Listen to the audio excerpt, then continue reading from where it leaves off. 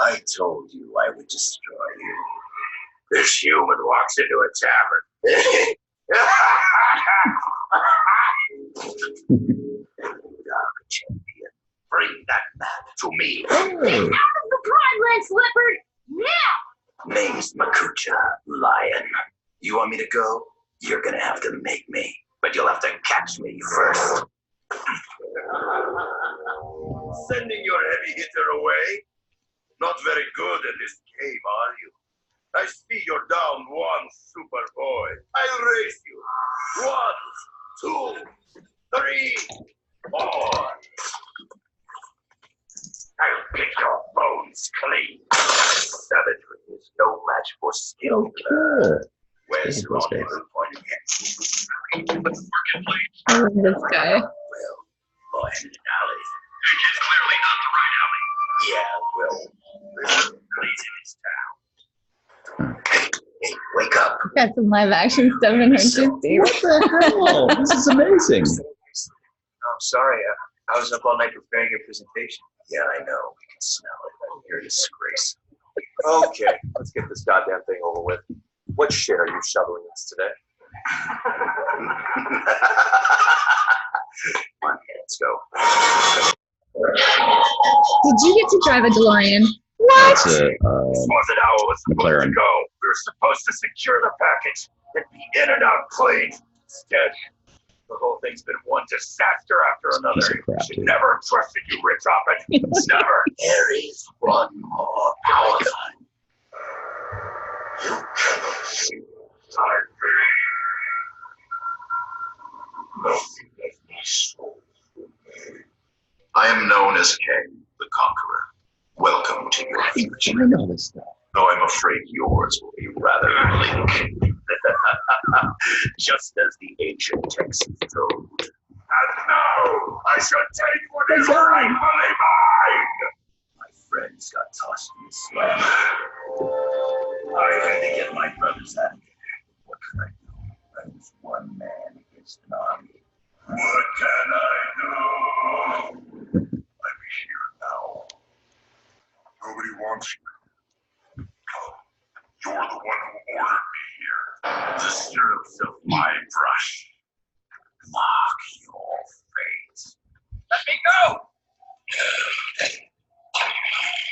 Your fate is worse. Text me. Commander, why don't you like the tickle game? Because I don't like being tickled. It doesn't feel good to me. I love that. Does it feel good to you though? It does. You like being Well, it tickled, depends right? on where. I hate my feet being tickled. Oh, really? Yeah. Really? So Yeah. do you ever wake up and your dog is like licking your toes? No, No. He doesn't do that. He knows better. I'll kick him Okay. off the bed. Awesome. Okay. So I want to make sure I don't need to unmute Jesse. Let's see. Jesse, in the chat, tell me if I need to unmute you somehow or just speak up. And I want to make sure that you can interrupt and introduce our surprise guest should he show up anytime.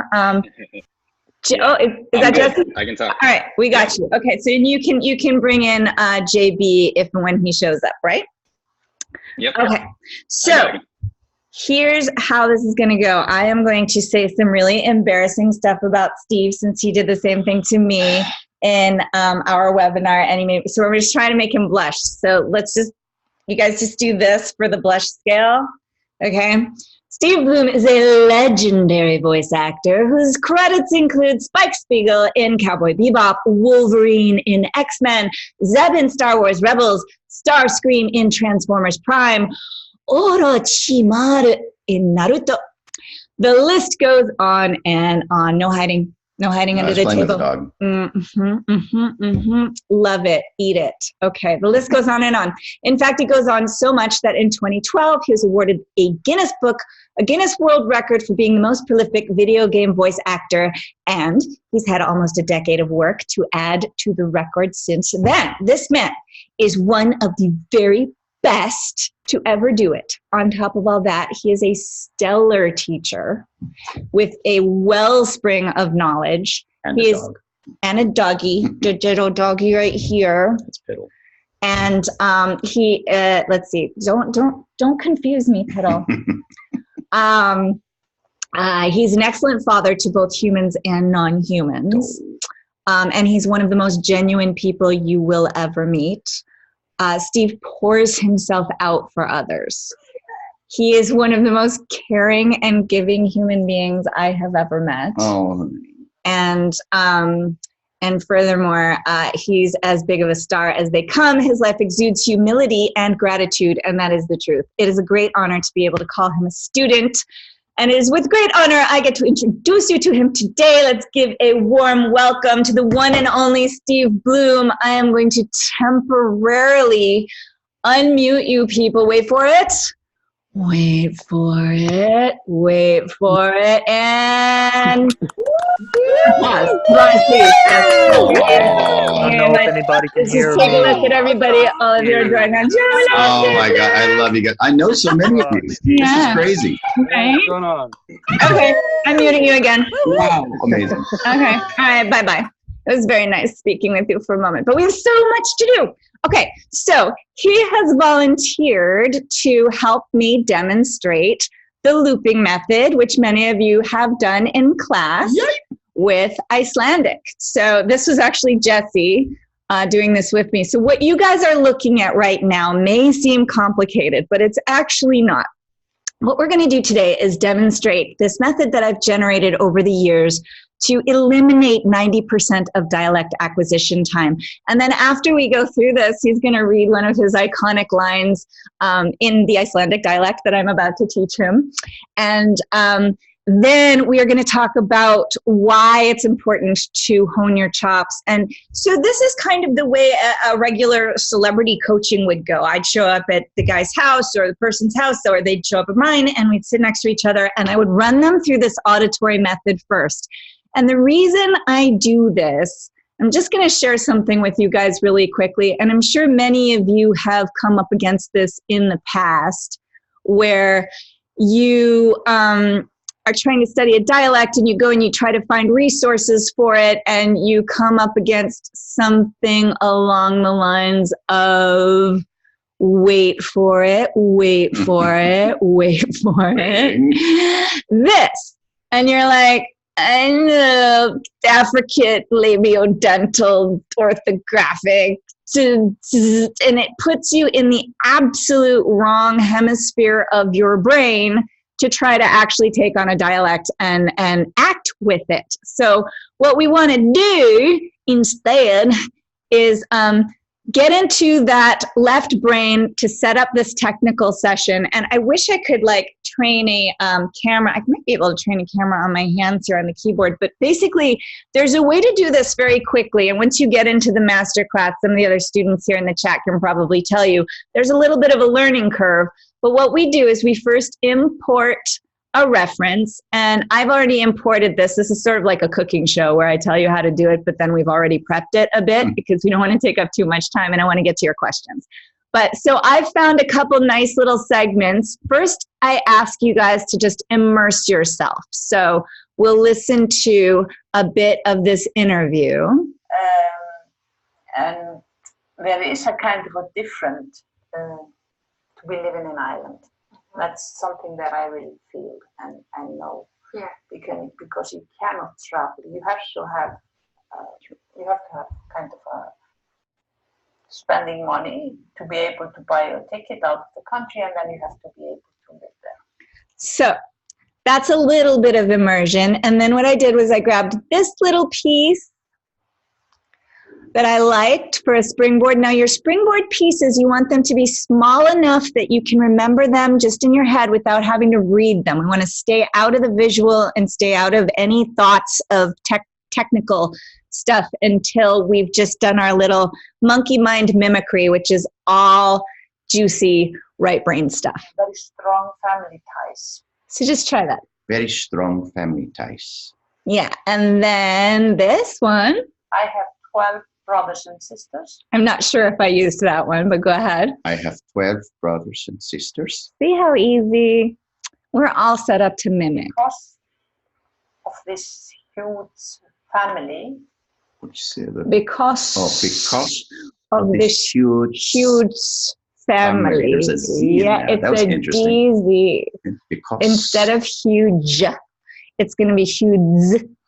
huge family. Yeah, and just in places. So when you're adding some of these fun sounds, like idiosyncratic sounds that seem unusual, you don't want to be consistent. Consistency is the death of authenticity, you know, because all of us, when we speak, we have inconsistencies in the way we pronounce something. The most easy example is like a Southerner who says, I'm pretty tired, and that's a pretty horse, right? So you'll have what they call phonemic splits.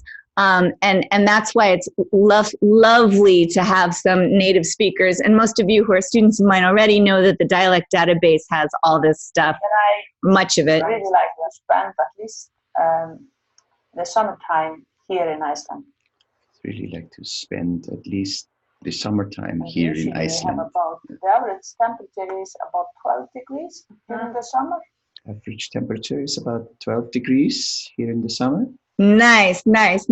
So now what I'd like to do is I want all of you at home who are muted to go ahead and this is panned to the left. So it's going to go directly into your right brain. So if you have headphones, put on your headphones. And we're not going to do that here because we want to demonstrate how the sound actually works. And we're going to run this springboard. And so what happens is for the first 3, you try to kind of grab it, you speak along with it. Then there's going to be a pause in the 4th repetition of any given piece of the springboard. There's going to be a number 5, a pause, number 6, a pause, number 7, a pause, and then you're going to repeat it 4 times with the speaker so that you can dial in your tempo and dial in your pitch and make sure that you're like spot on. And what happens in your right brain, that intuitive center just gets into a chant, and your muscles and your articulators like just mirror the Icelandic dialect, which is the secret key to enabling you to improvise and stop thinking and just do it. So here we go. On your marks. Everybody do this at home. This takes 2 minutes and 20 seconds. Get set. You ready, Steve? Yeah, I want to record this because this is awesome. And here we go. On your mark, get set, go. Very strong family ties. Very strong family ties. Very strong Very family strong ties. family ties. Very Very strong. strong family ties.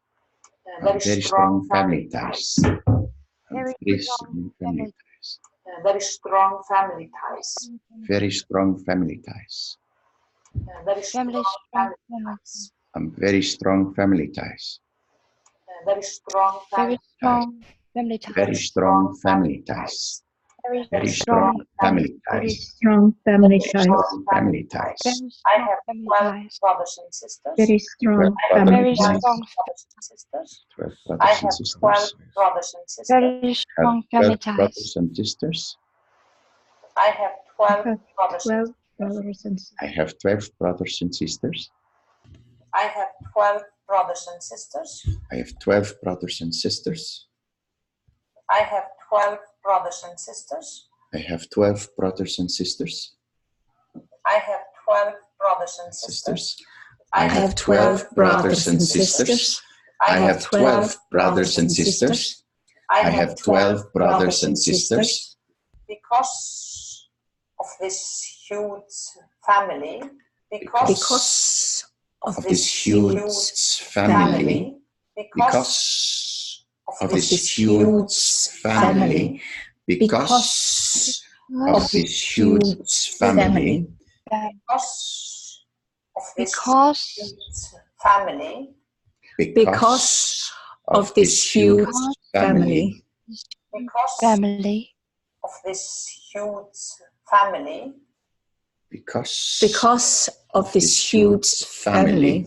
Because of of this this huge huge family. Because of this huge family. Because of this huge family. Because of this huge family. Because of this huge family. Because Because I of have this 12 huge brothers and family. sisters. Because of this huge family. Because of this huge family. So that's the end of our little springboard. We can keep going to 6 minutes, but I want to go back. And what happens here is when you play, this is the most important step. The most important step is to now go back and play yourself back for yourself and listen to yourself. This is what makes you a coach. It makes you your own coach. And the more you run this kind of a method, as you know from class, the more you become an expert at hearing yourself in real time. And that's what we all want. We want to be able to just do this so quickly, because let's just talk for a moment about the time constraints in what we do. Mm-hmm.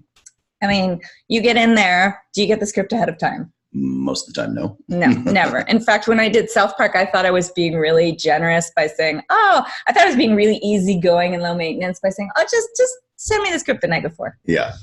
And they're like, she wants a script? What? She's actually going to read it? What? Diva is that? We haven't finished writing it. Yeah, well, exactly. For South Park, they don't. No, not till right before. Yeah. And they're only ever going to give you your lines. Like you rarely get the context of the joke or anything like that. So we're doing this so quickly, and time is so important that having your preparation done in advance is really the only way to achieve success. So here we go. Very strong family ties. So you hear he's saying very strong at the beginning here, and then by the end of this springboard, he is saying, I have 12 brothers and sisters. oh wait, no, he is saying, Very strong family ties. what I'm hearing, and it's hard to hear because it's a little convoluted, is he's opened up his vowel, very strong family ties. Same thing with brothers and sisters. He started low, but then he started small, and then he opened it up by the end, brothers and sisters. Yes. So this just does it for you. This little method does it for you. It feels good to move your vowels. Yes. Don't make me laugh. It does. All right, so that is a demonstration of the looping method, but we get very well acquainted with that in class. So now what we're going to do is, did you email me a little script? I did. Okay, I'm going to look for your script. Meanwhile, Jesse, do you want to go ahead and ask this guy any questions people have while I'm grabbing this script? Sure. I didn't have any questions actually yet, so not for Steve specifically, but I will keep an eye out. And when Well, JB Blanc is here, so let's introduce JB and see if we can unmute him. Are you able to unmute him, or do I need to do it? JB is here. I can do it. Yeah, I can do it. Unmute JB, and would you mind introducing JB for us? Absolutely, absolutely. Well, what we wrote for JB Blanc is a prolific director and actor for both on camera and off, with decades of experience doing film, television, theater, and voiceover for commercials, video games, and animation. He's appeared in TV shows like Breaking Bad, Better Call Saul, Barry, CSI, Cold Case, Prison Break, and movies like The Incredible Hulk, Tristan and Isolde, Pirates of the Caribbean, and The Count of Monte Cristo. He has an astounding list of credits for video games, including Fortnite, Apex Legends, Batman Arkham Origins, Mortal Kombat 11, Call of Duty, Diablo 3, Shadow of Mordor, Saints Row, Persona 4, Street Fighter, animations like Berserk, Bleach, Naruto, Love, Death, and Robots. And it's really difficult to decide what to put in his credits because they're absolutely extensive. If you consume entertainment, you've enjoyed JB's acting and directing, and it's a treat to have him here today. So would you also give a warm welcome to JB Blanc? Woo! I can't unmute anybody, but you know that people are clapping, and if you look at the videos, you can see I need to unmute him, do I? Thank Yeah, you you very can't much. do it. You got to do it. Why don't we see your face? Also, Can you hear me? His face is You want to see somewhere. my I face? hear you, but I want to see your face. You have Okay, that hold beautiful I face. want to do that. Oh, yeah. There he is. Hi, handsome. What's up, Hey, JB? baby. I have a question. Who's Steve Blum? I've been asking myself that question for 59 years, dude. A nation holds its breath. Sometimes it's more the quest than the answer. Hi, buddy. So great to see you. I love this man. He's amazing, guys. All right, so I have a question for both of you about the dialect of an orc. It depends on the orc. Is Do you- really the answer. Do you remember, I don't know if you remember this, but when you took over, I don't even remember what version of it, you were directing me in something. And I've been playing an orc for a while, and we had a little discussion in the booth. And for those of you who don't know, JB is a dialect expert. And he was giving me, oh, the dog just farted. Sorry about that.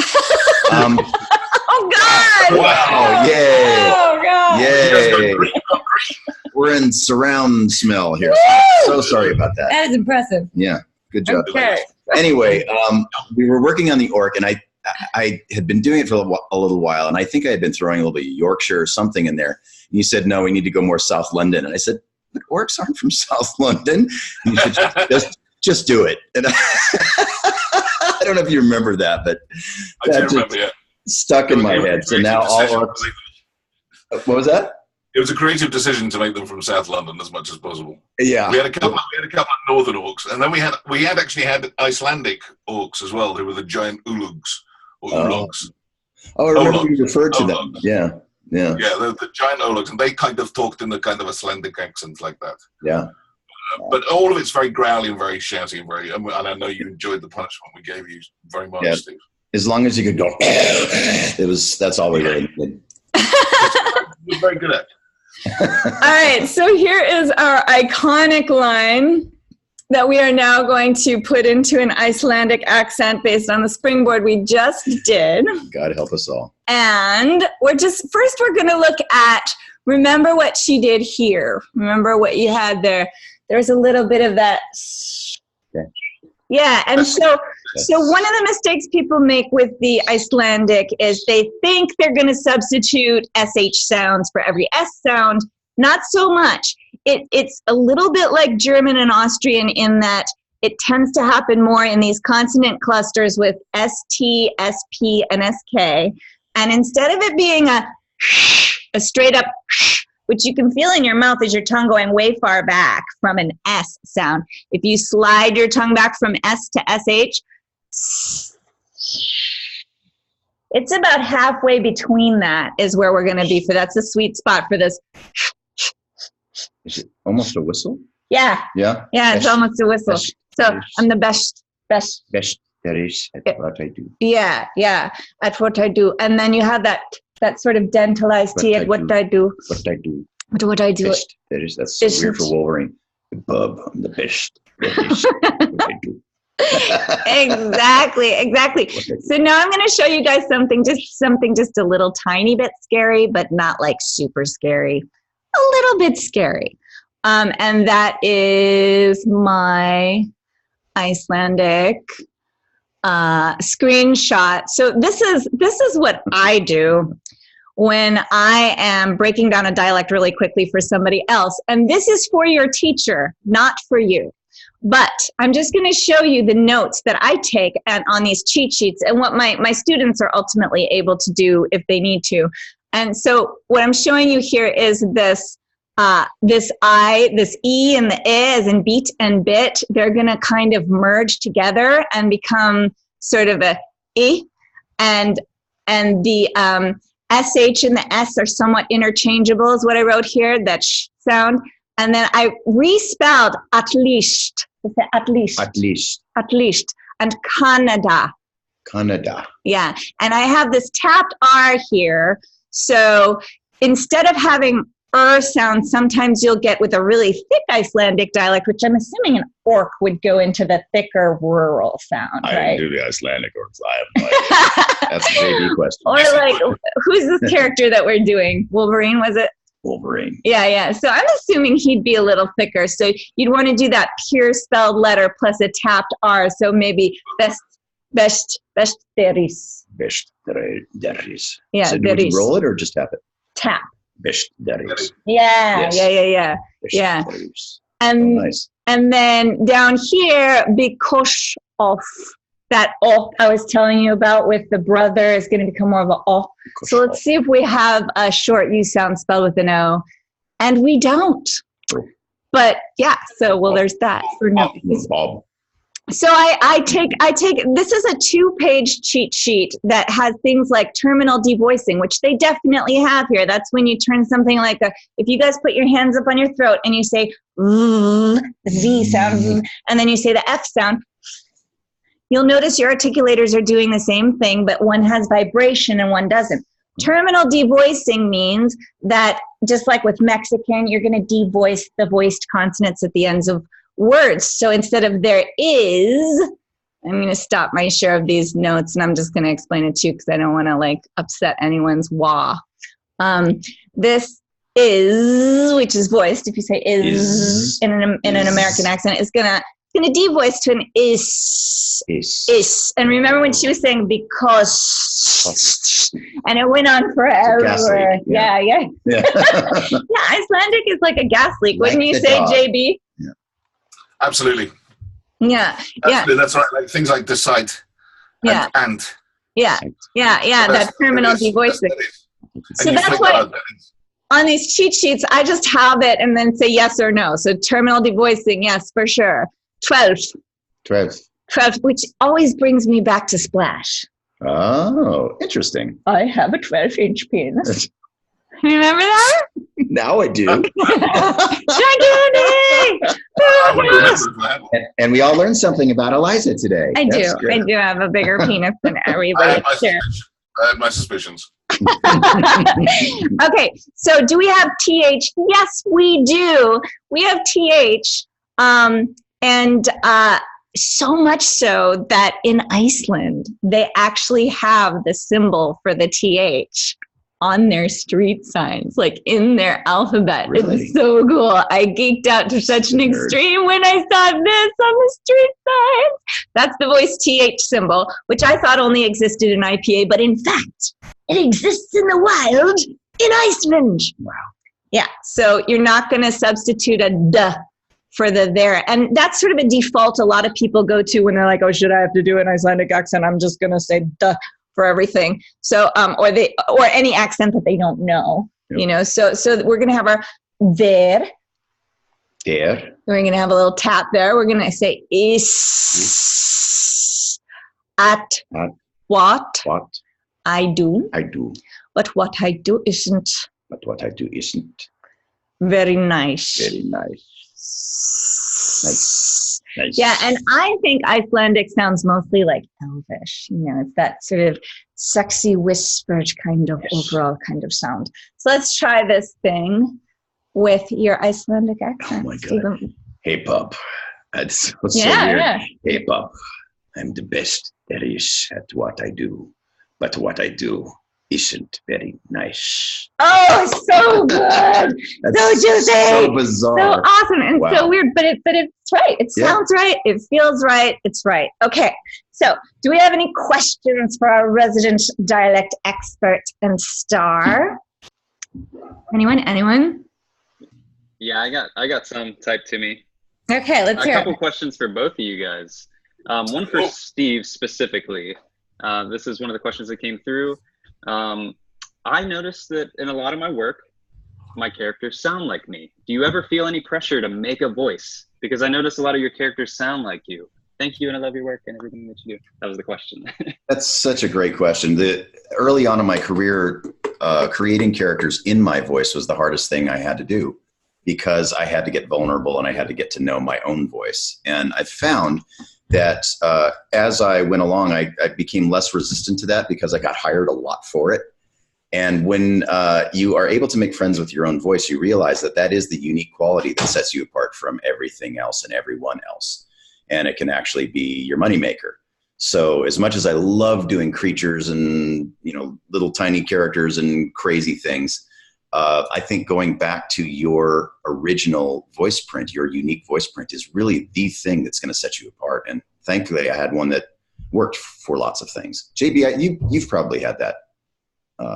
Yeah, absolutely. Absolutely. Right? I rarely get hired for my natural voice. It hardly ever happens because if you're known as a dialect guy, you get a lot more dialect work. Yeah. But also, I try not to think of it in terms of my voice or a voice or doing a voice, but it's whatever suits the character. Right. It's the character's voice. And I think that helps you kind of separate it from yourself if you're a bit vulnerable about your own voice. Mm-hmm. That just if you think in terms of those character traits, the voice will sort of come because of the character choices you make, hopefully.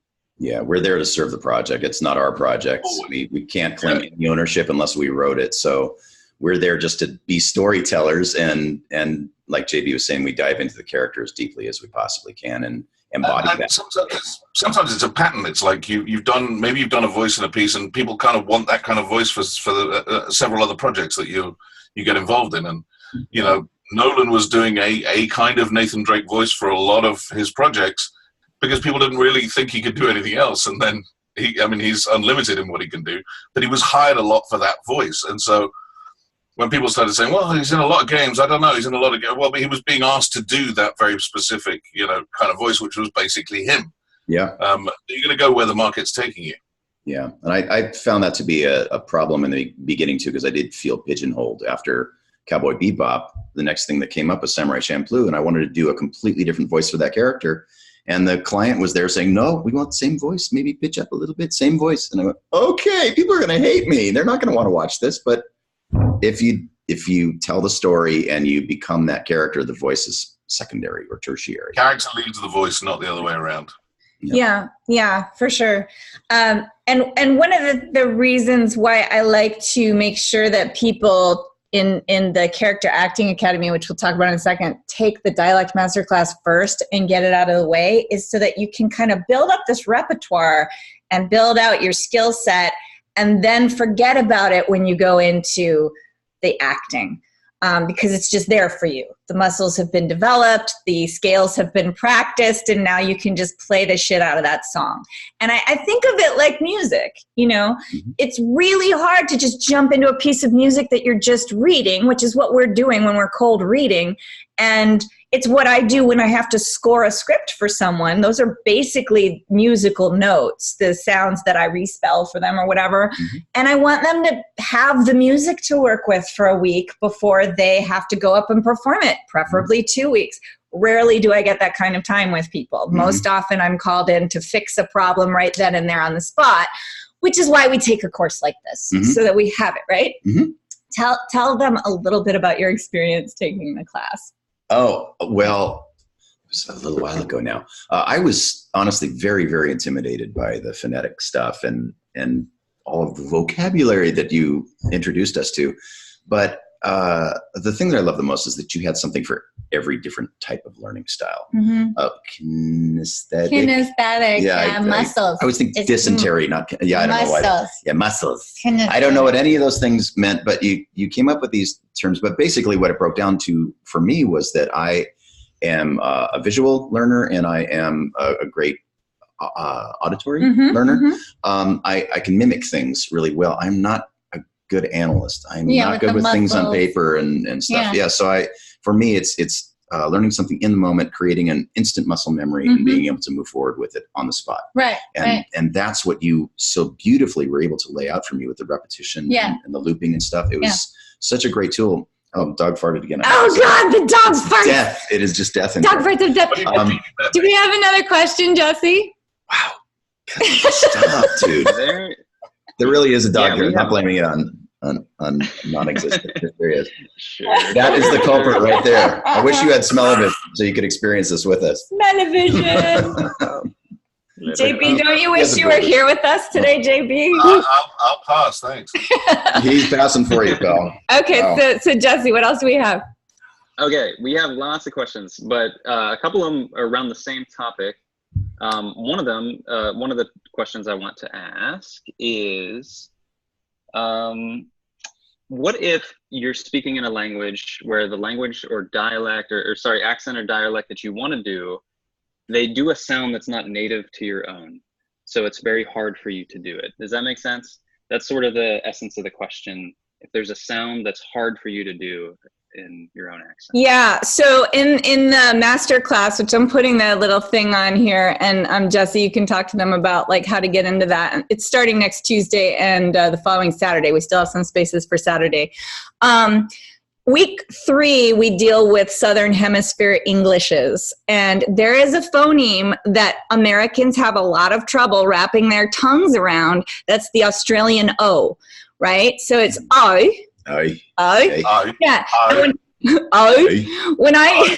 When I used to write it before I knew much, I used to write it as an E, because that's what worked for me. Mm-hmm. Like as in fuck and E as in tree. So I is what I used to think, because that helped me. If I thought E and I said no, I said no.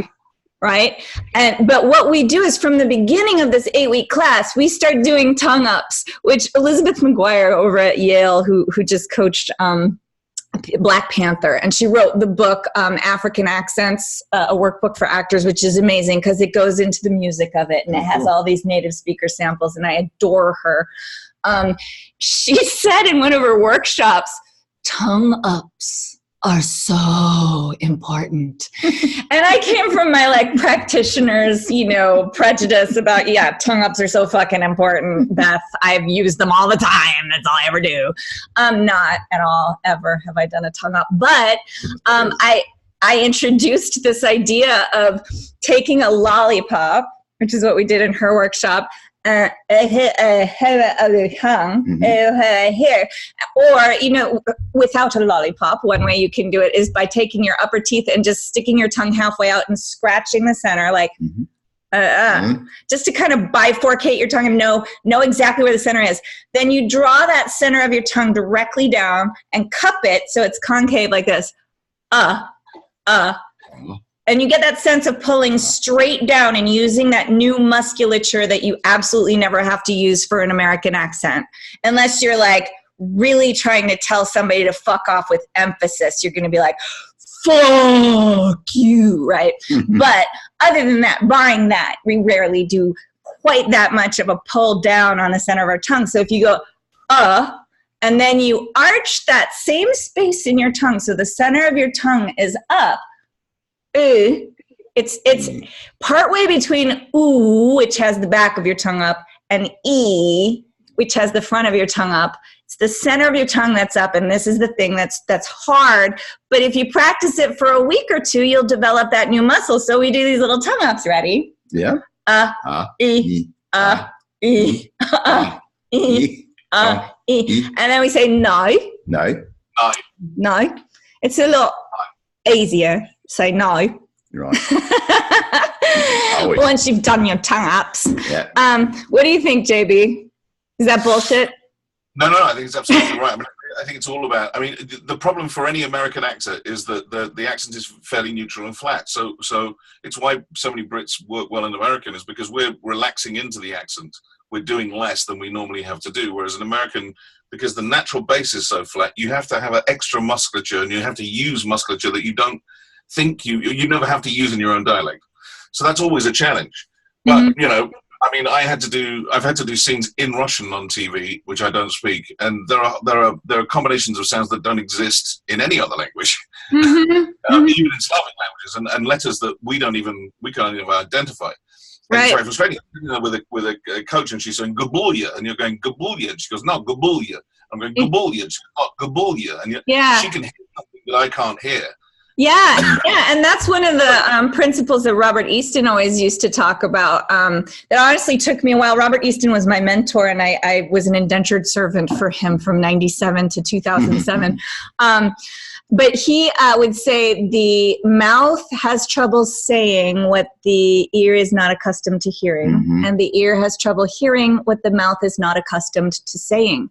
So that's why when you take this three-pronged approach and you get your auditory, you get your ears on, and you start to really immerse yourself in this stuff, what's really fun is the second week of any given module of this masterclass, when people have been listening, they've been doing their springboard, and they know they're not quite making like one or two sounds, and then I identify them for them in the playback, and we all get to hear it together, and suddenly I see people's ears popping, and they're hearing sounds that they never heard before, because their brains just selected against hearing any of that. They never needed it. There was an experiment done on monkeys and babies and monkeys, where little babies less than 4 months old were asked to identify different monkey faces. And under 4 months old, they identified, mommy monkey, gray-haired monkey, daddy monkey, different kinds of monkeys, right? But after 4 months, it was just monkey, because they don't need anything more than monkey. But the monkey brains, the monkeys were still identifying all these different variants of monkey, which is along the lines of why there are 17 words for snow in Inupiaq, and, different, you use what you need, right? So your brain, you literally stop firing. Our brains this is why babies say everything. They have velarized fricatives. They have and all the sounds that you used in box trolls, they have already, but they don't need them anymore, so they stop using them. You know, you don't use it, you lose it. So so in a class like this where you get to drill certain sounds that you don't normally have, or like I use Cyrillic instead of IPA, which is the Russian you know, the Russian alphabet for like the zh sound, because I really like how it looks. Or for the that velarized fricative, which incidentally, did you know there are the same exact velarized fricatives in the Yupik Western Alaskan language as there are in Klingon? Who doesn't know that? I mean, like, coincidence? I think not. Like, what if the Klingons landed there once? That's probably where they got it. The other thing I want to add is it's unnatural to analyze the way we talk. Speaking is very emotionally driven, and it's we don't think about it. And getting conscious about it is one of the first hurdles of becoming a voice actor. Even as an actor, you don't analyze it, you know, on camera or in theatre. I wouldn't analyze it the same way that I do, unless I'm doing a specific dialect, which I usually am. But it just switching on that brain, that switching on your ears. I mean, most of what I do when I was coaching, and I'm sure you do the same, is unlocking the hearing of the client, unlocking the. I had an art teacher at school who said, "I can't teach you to draw, but I can teach you to look. I can teach you to see and understand the angles." And it's almost like being taught to listen, taught to pick up on detail that you would not normally analyze or make a point of noticing. And that's why you break it down. And then the other thing is that the human brain is much faster than the mouth. So I always encourage people to work super slowly first so they can build up a praise. You have to, it's like when they attach a load of cathodes and diodes to sprinters and they run the 100 meters race in their brain, and the muscles and synapses all run the race for them. But every pace, the placement of every foot is relived when you train to become a 100-meter sprinter. And it's the same thing with the dialect, that you slow everything down. Every placement has to be analyzed, and then you have to build up the pace so that you can just let it go and it flows. Absolutely, yes. Makes so much sense. And something that you said a little bit earlier about the American accent being is what we consider to be standard American accent, being almost lazy compared to a lot of other areas in the world, and we just. Well, you said lazy. I said neutral. I mean, well, that's what I heard. But anyway, when you were speaking about the Russian thing, I was just working on a video game last week where I was speaking Russian also, and it was a very similar phrase to what you were uttering earlier. And the thing that I wasn't hearing was almost like a ball rolling around in the back of the throat, and I had to physicalize that thing before I could get that out. But I had to do it in the brain first. Once I could actually hear it, once they could actually describe what that was to me, then the body took over and I opened up a new muscle that I hadn't ever used back there. It was an interesting process. So for those of you who are in the class, this little link right here that was actually created by another student, Stuart Goffey, who does a mean Mel Blanc anything Mel Blanc could do. Yeah, he's this looping method in Audacity, Amazing Slowdowner and Jam Player. So the Amazing Slowdowner is a thing. It's a tool where you just drop an MP3 into it and it will slow it down. It'll stretch the time, but it won't change the key. Yeah, it won't fuck with the pitch. It won't change the tempo. So you can drop your native speaker sample in there. And this is what I use when I have to do a foreign language. Like if I have to do Ruski Yazik and it's going so quickly and I'm trying to figure out what they're doing with the back of their throat. And I slow it down and I find out what they're doing with the back of their throat because it slows down. This is exactly like with music when you slow down a piece or a measure of a piece that's particularly difficult for you. So this is when JB's talking about certain sounds that he just doesn't hear yet. You can use this part of the method in the class, and this is the class website that I'm showing you guys right now, to like slow down your native speaker sample and really work on that one sound, you know, which speaks to the question that first person was asking about, you know, what do you do when you have a sound that's just not part of your repertoire? And then you just add that to your repertoire, and then you add each dialect like a new piece of music. And often there is a single sound that's part of my repertoire. It's not nothing relates to how I normally sound. There's almost, I would say, you know, sometimes hardly any two sounds that are the same as in the way that I'd say a word. Yeah, for sure. This is the website that I think we have 9 minutes left. So I just want to let you guys know, anybody who signs up for this class that's starting next week on Tuesday, we have one. I think we only have like 2 spaces left on Tuesday, but we have several spaces left on Saturday mornings. We're going to run the live performance labs starting, and it's just 8 weeks. And we're going to do it starting this week, October 1st and October 5th. So anybody who signs up by clicking this Get Masterclass Plus link at dialectmasterclass.com now during this webinar is going to get a free private coaching with me. Valued at $400. And worth double that. Seriously, you guys, that's an amazing thing. So this is that part of the website. I showed you the class website, and what I really, really, really want to show you guys that I'm so excited about that's being contributed to by my students as we speak.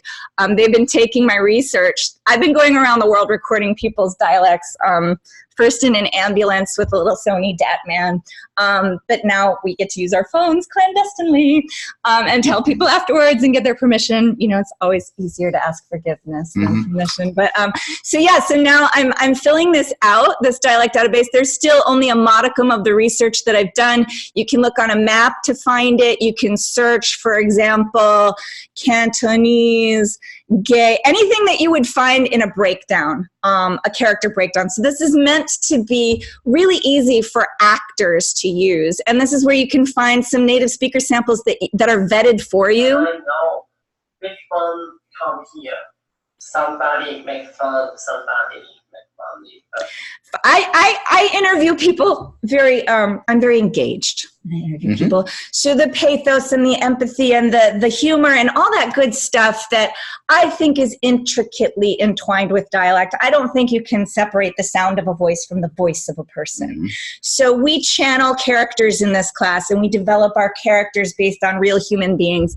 And these are my real human beings, some of them that I've interviewed around the world that you get access to when you do this. And then I'm just going to, because we have very little time, I want to show you what else is happening right now.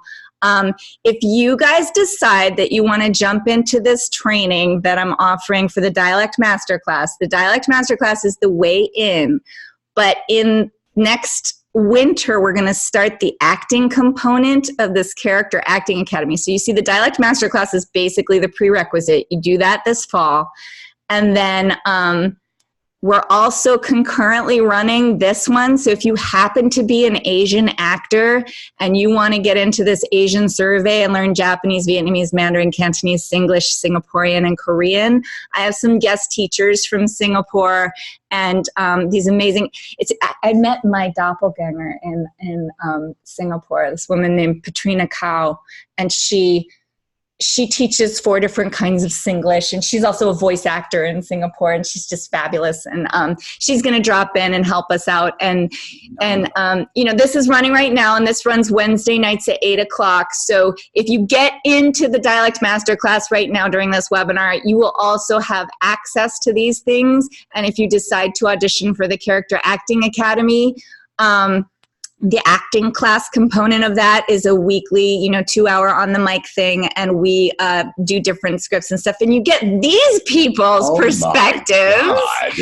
We're gonna have Bob. Bob says he's gonna show up in November. He's a very busy man. We'll see what happens. This guy, I don't know who that guy is, but I hear he smells like dog farts. He does.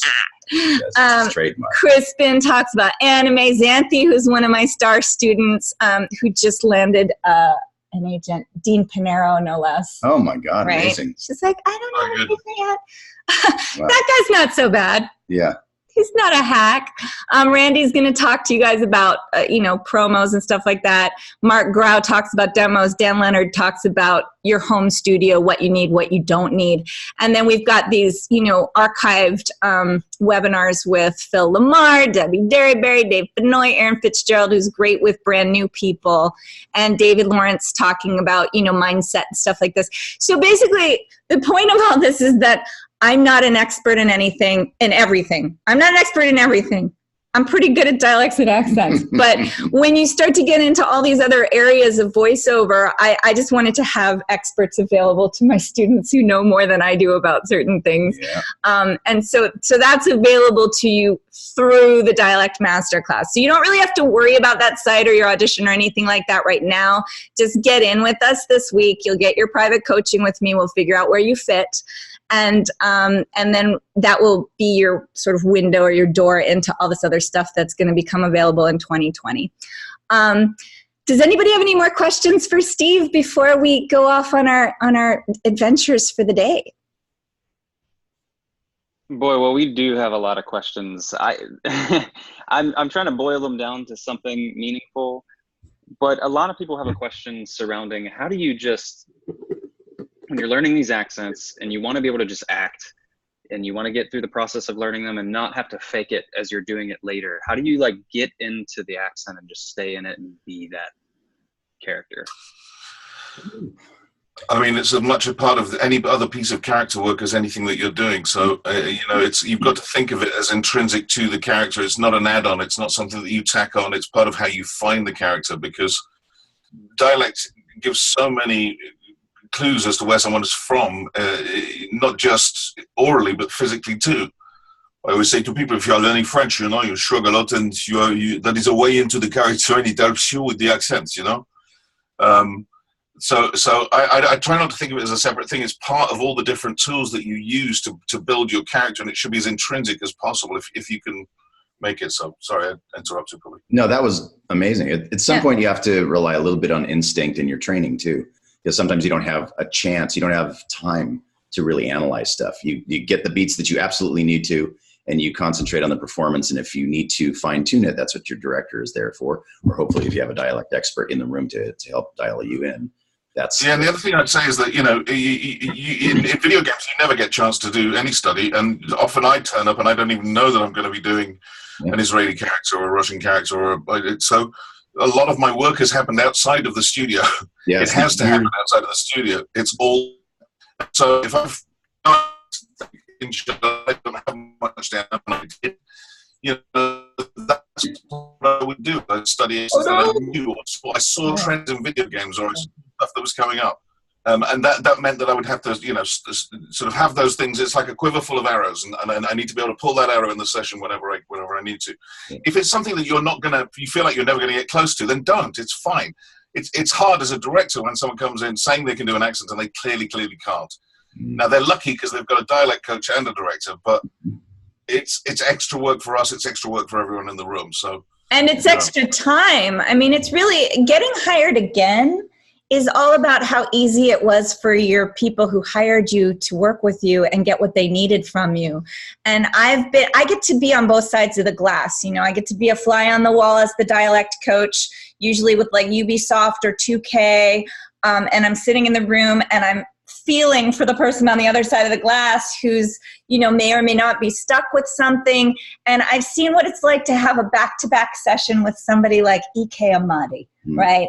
Who nails that Kenyan and can dial it up 4 notches or dial it back 4 notches, who understands without ego what they mean when they say lighten it. What they're actually saying is default toward North American, right? Or, you know, and then right after that, having an actress who may be very kind of like all of us, self-absorbed and worried about what they're going to think. And the minute she gets some kind of, you know, input, worries that she did it wrong and starts thinking about how badly she just fucked up instead of just being open and being able to take that direction and move forward. And I've seen how that can stick a session and make somebody who's an actor that everybody behind the glass loves and adores difficult for them to work with so much that they probably won't leave that shit behind. Leave that shit behind. Me, the producers, the writer, the actor, and even the engineer, we're all there to solve a problem. And we all want each other to solve the problem. We all want the input to help solve that problem. And that's all we're there for. So ego, nerves, they happen. A little bit of experience will teach you they have no place in that room. And we've all got equal input to try to solve the problem that's in front of us, which is just plain truthful characters. Yeah. Half the time, the battle is really just being able to surrender enough to trust. Trust your own training, your own instincts, and your director and the people who are giving you that information. And that's a principal point. The relationship with the director in a video game is more crucial than in any other format because you walk in with very little or no knowledge. If you're doing a play, you sit down for 3 days and you go through the text and you really root out all the meaning of that and all the possible connotations of what that scene might, the dynamics of what that scene, each scene might be. You walk in with no knowledge at all. I just need you to trust me. Don't fight me. Come along with me for the ride. I will make you good. I promise. That's why they pay me. It's like, I'm not going to make you look like a fool. I'm going to make you the best you can possibly be. But I'm your friend. I'm your ally. Even if I'm asking you to do something that you didn't think was the character, it's only because I've had that information from the producer or because I want to give them as many options as I possibly can. Yep. Does anybody have more questions really quick? Can you guys stay another 5 minutes or so? Absolutely, yeah. I saw what is the hardest accent to do. That's a question I get asked a lot. It's relative. It depends on you, know. There are some that are particularly difficult. I think Afrikaans is one that people find very hard. Because if it's really properly done, it's extremely difficult to understand. And it is very difficult. Yeah. And the other one that people have terrible problem with is Northern Irish, which is, a proper Belfast accent is very difficult to do. And it's a completely different range of sounds that people don't understand and don't have in their lexicon, Yeah. And it involves tune and it involves all kinds of different nasal positions and stuff. So technically that's a difficult accent, I'd say. Yeah. And difficult. If you're sitting in a cab riding through that territory, you can't understand it at all. No. It's an alien. It's like Newcastle is the other British accent that's very difficult. Right? If a proper Geordie accent like, do I look like that man? What are you talking about? That's me that I know about leak. And you're like, that's Swedish or English? I have to unmute. I'm just gonna say it with an American accent. Dear blah, what do you get? Deirdre? Do you think that's what it is? Yeah, she's from Northern Ireland. I'm gonna. I think it's Dervla. Dervla. Let's see what she calls herself. Diablo 3. I can't. Yes, you can. Okay, wait. DEA. And then does anybody else have any other questions while we are, Liz, wait, here we go. Okay, pronounce your name for us, dear. Hello, how's it going? I'm Dervla. Told ya. Yes. Yes. Got it, man. How's it going, everybody? Nice to see you again. Yeah. So have you heard your accent butchered regularly by Americans? There's been a few cringy moments, I'm not gonna lie. The best is actually my husband. He's from Washington State, and sometimes, if we're in a play argument, just taking the piss out of each other, he'll go like, "Oh, did and I'm like, "Wait, we don't sound like that." What are you doing? And he'll go, "What are you doing?" I'm like, "We don't sound like that." Yeah. I had to coach a guy from Donegal to sound like a real thug from Belfast for a film. And I think there's a video, an interview with him, and he's like, "Why the fuck did I have to use an American dialectologist to coach me on it when I'm from Ireland? I grew up hearing it, and so, but we went through and we did the springboard method and matched all of these crazy sounds from this guy who was literally in the IRA. I found one of these real hardcore guys to work with, but it's completely different, and especially with Ireland, because you've got those 4 kingdoms, right? The ancient kingdoms, and then you've got all those different kinds of Gaelic. So it's basically 4 different kinds of languages that are influencing these different regions. And there's a multitude of dialects. I have a wee bit of a mixed. I don't have a typical Donegal accent because my mum was from the north. She was from County Armagh. So I had that coming in one ear, and then I had my father who has a more kind of thick Donegal accent. So maybe I'm not the best example, but for example, hopefully you can understand what I'm saying, right? Oh yeah. Okay. So there's another dialect of Donegal that we would call culty or thick, you know, and I can barely understand them because they tend to be farmers and they talk like that. Here you say, and instead of saying like fuck, they say buck. So the F is substituted with a B. Do you know what I mean? Like, that's fucking crazy. Like, oh wow, isn't that great? Yeah, there are so many different dialects, especially if you go further down the country. Then, like, you going further into the west. You know what I mean? The west and the other places where they hold their ass. You know what I mean? Like, I can't understand fucking word they're saying half the time. Like, half the time I can't understand a fucking word. Oh, for fuck's sake, how are you talking about? And then, you know, people, a lot. You get a lot of asking for a Dublin accent, and people want to do that kind of twiddly detail. And actually, Dublin is much thicker and much darker. Like that, Dublin, like it's really that's weird. Yeah, it really is. It's like a complete. It's almost like a different accent entirely. And I think you have in Ireland and the UK, have accents change within 10-20 miles. Yeah, exactly. It's insane. So right on. Right for you. Go ahead. I was just gonna say, you have your work cut out for you. I know, right? So this is why, you guys, this is why we offer these deep dives. Like this deep dive course in Irish is not running right now. The Scottish is running right now. The Scottish deep dive is starting on Tuesday as well. For those of you who want to jump into the advanced section, if those of you who are returning students, we're starting on the 1st on Tuesday. That's at 11 a.m. Pacific. And this is where we go into, like, let me find it here.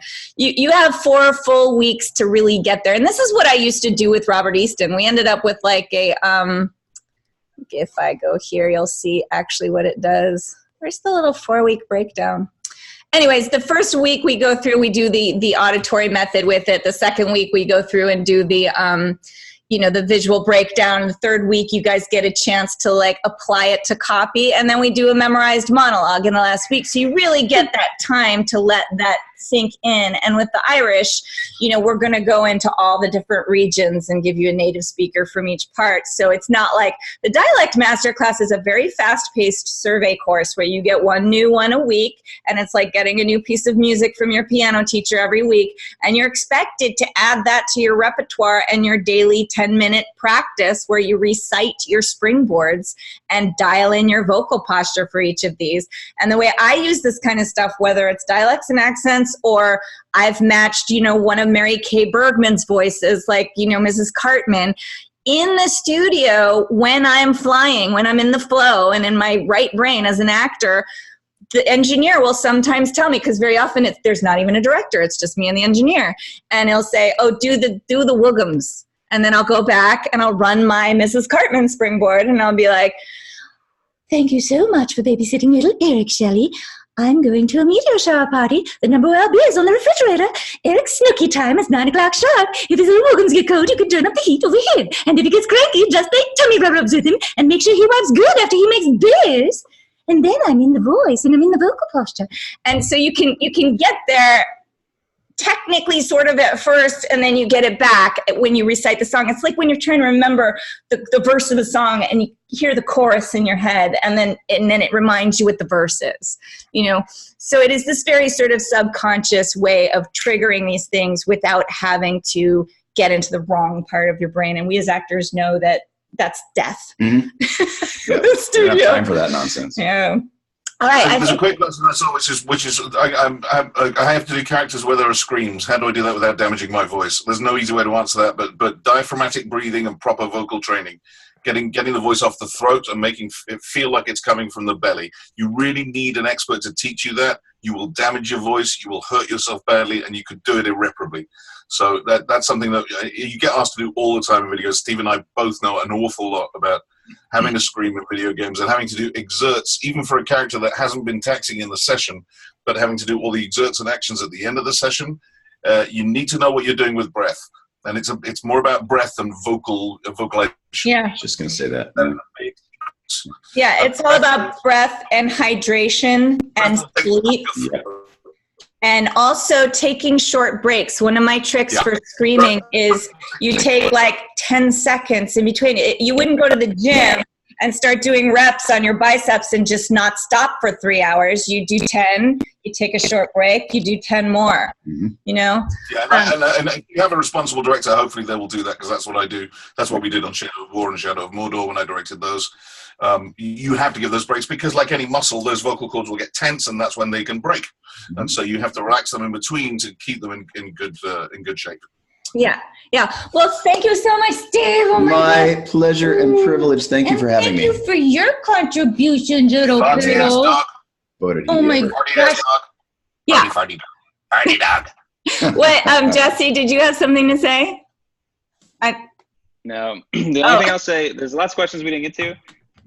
I'll get them to you, Eliza. We can answer them after the fact. Yeah, and keep an eye on your emails, because we're going to be answering these questions in emails for the next week, because I knew we wouldn't get to everything today. I'll be happy to chime in too. And Steve's going to answer questions. Yeah, and likewise, if people have questions for me, by all means, email them to me. Yeah, well, you guys can email all the questions to us at assistant@dialectmasterclass.com and just let us know who they're for, and I'll forward them so that you don't get like inundated in your inbox, JB. And then we'll answer them in email form, and I will see you guys in class. I'm so excited for this next round. Honestly, I've been wanting to teach this Asian survey since like 1993 when I was first working with the East-West players, and I was all into the juiciness of like the tonal languages and how they intersect with music, and getting all into the Vietnamese versus like the Korean and all that stuff. And we're geeking out on it right now, and it's just, it's so pleasurable. And Eric Bauza said that he would join us to like play around with some of this stuff too, which, God, I mean, you look at the back of that guy's head when you're in the booth with him, and all of a sudden Homer's voice is coming out. It's not from this planet. Yeah.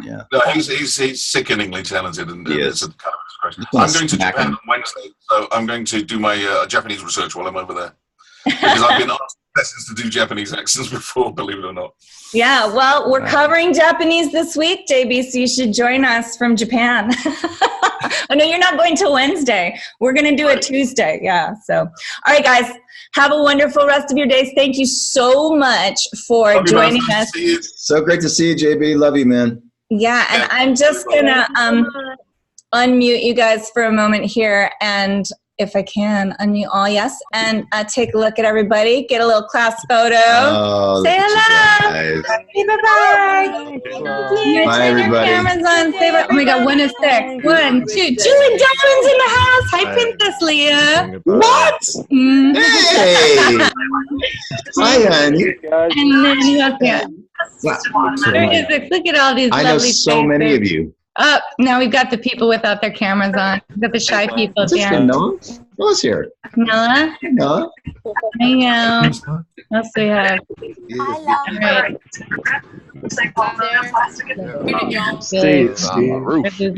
Ian, Megan, Carl. I love you guys. Adios, amigos. Okay, bye-bye. Bye, everybody.